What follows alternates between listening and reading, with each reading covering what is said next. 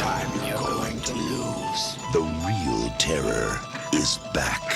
George C. Scott in William Peter Blatty's The Exorcist 3.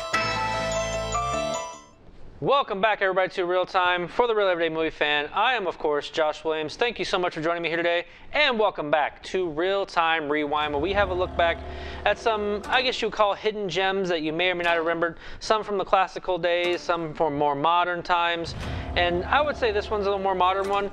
And today, I'm going to be giving you my real-time review of The Exorcist 3. Which was released in 1990, and it was directed by William Peter Blatty. I hope I'm pronouncing that right. I apologize if I'm not. And it stars George C. Scott, Ed Flanders, Jason Miller, Scott Wilson, and Brad Dourif. I hope I'm not the best at names. We'll put it at that.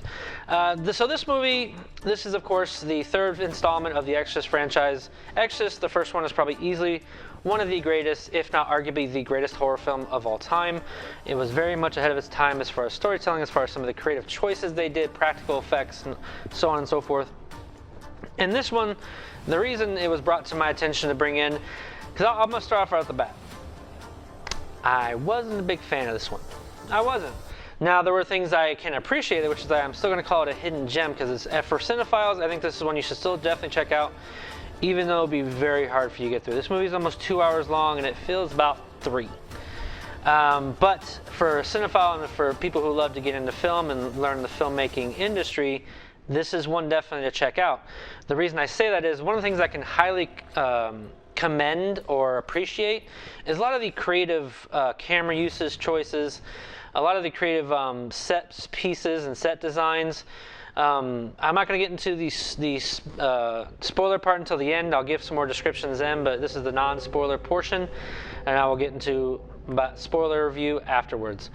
But there were a lot of creative, like I said, creative choices within the camera movements, within the set design, within some of the set pieces that I thought were very interesting and very creative as far as telling the story, conveying what's going on within the film, and kind of how would I say this appropriately? Just kind of a different way of approaching, a way of telling a story rather than just like verbally or just kind of the traditional visual storytelling you would connect to. One of the things that I found very interesting was like there's one scene that almost, I'm not going to give too much, but it almost felt like a fever dream. Like there's how the camera was moving, the certain cuts it was making within the editing was very, very random and very hectic. And I don't know if that was on purpose or not. I'm pretty sure it was. I mean, that's probably the design of the film. But that was probably some of the best portions of it.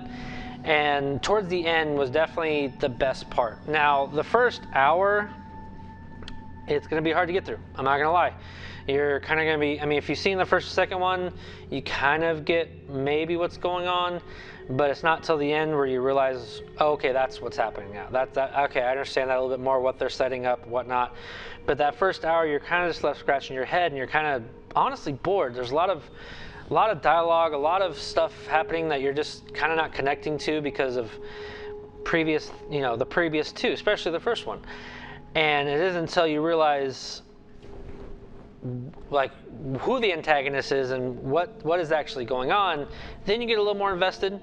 But it's become, that's one of the other problems. I think now we're going to move on to one of the big problems I had, is I understood what was happening once it was happening, like who the antagonist was, I guess you could say, and what happens at the end. But if you've seen the first Exorcist, it's so simple, but it's so effective. This tries to be more than it should be, more complex in what the characters are, what the story is, and it sort of becomes, in my opinion, convoluted, and you're just kind of left scratching your head like that. I guess that kind of makes sense, but it's diving too deep into something I didn't really want to have dived deep into. So that's all I can say. I will explain myself here in 2 seconds, I promise. For people who have not seen it, I still check it out, especially if you're a cinephile. That jump scare that we all have known and seen, like from Watch Mojo and stuff like that, within the context of the film, it is very abrupt. It actually, like, I kind of knew it was coming because I've seen the scene, but it was very effective, and I still really liked it. And other than that, like I said, set pieces, The characters were all good. George C. Scott, which if you haven't seen it, I mean, he's really, to me, famous for his version of A Christmas Carol, which was in 1983, I believe. That was when it was released. That's, to me, where he's very famous from. So seeing him in this was pretty good. He's a great actor. I like him in it. I liked for him in the role that he was in. But it still was just a lot of standing around, a lot of talking with him. He did good for what he was given, but it wasn't until towards the end I was just like really invested. Now, that's it for the non-spoiler. I can, I'm sorry, didn't get my score. I'm gonna give this probably I'll give it a 6 out of 10 only due to the fact of the creative choices they did.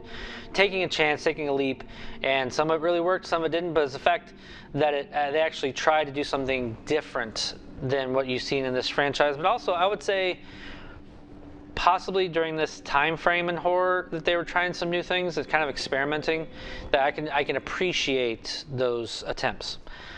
Now, let's get on to the spoiler portion here. So let's just go right into towards the end. You find out that it is Pazuzu, who's the original demon that possessed Reagan in the first film.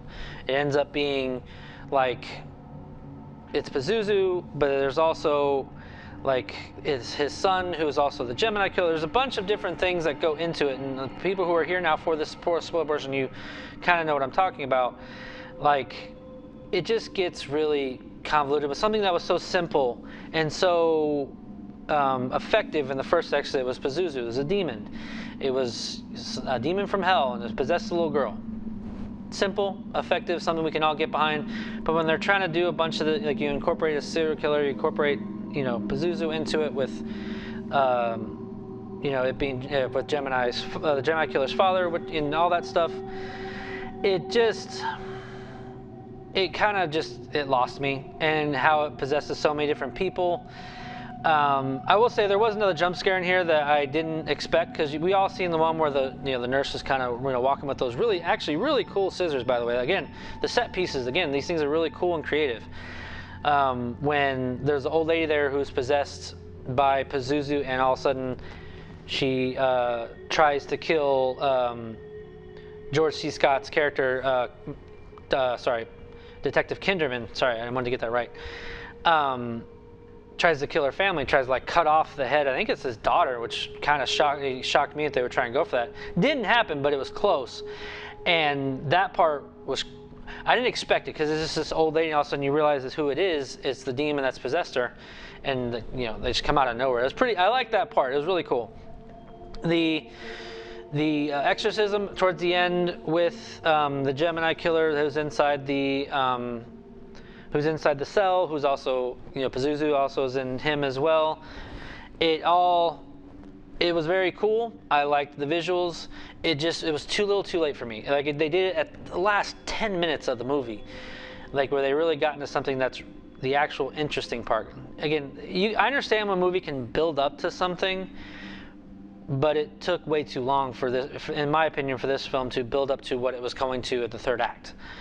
So overall, those are my biggest parts I liked. Again, I like all of the fever, I guess you should call it a fever dream. He was just dreaming, but Lieutenant Kinderman, when he's effectively dreaming, all of a sudden he sees his friend, the priest, who's got his head cut off, and he's like, how are you in my dream? He goes, I'm not. Then you realize the priest is dead.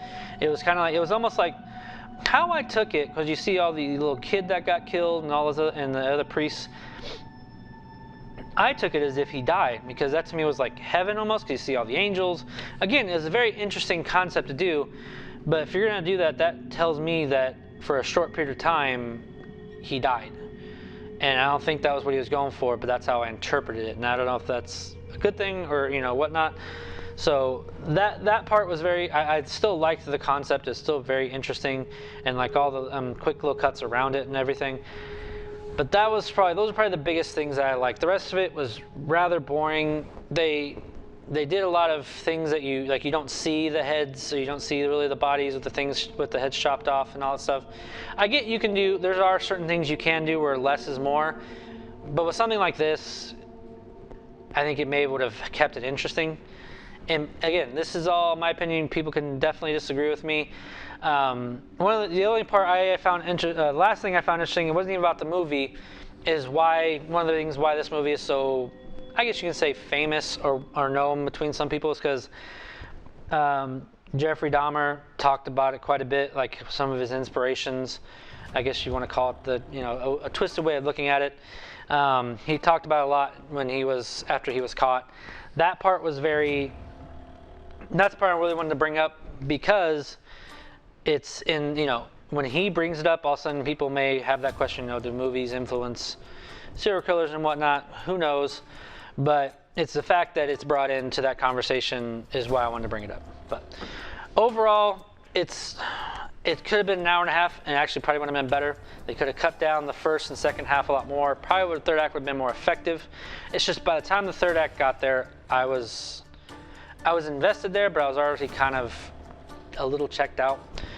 But still check it out. For a cinephile, for filmmakers, a lot of these different camera works I think you'll really appreciate, and hopefully find enjoyments out of that. But that would do it for me, folks. Thank you very much for watching. More importantly, what did you think of The Exorcist 3 if you have seen it? Leave your comments in the section below to give me your positives, your negatives, and your score out of 10. Also, thank you very much, KMOS, for sponsoring me and for bringing me on here so I can give my reviews for these little hidden gems that we can talk about here on KMOS and on Real Time as well. Again, I'm Josh Williams, and thank you for keeping it real with Real Time.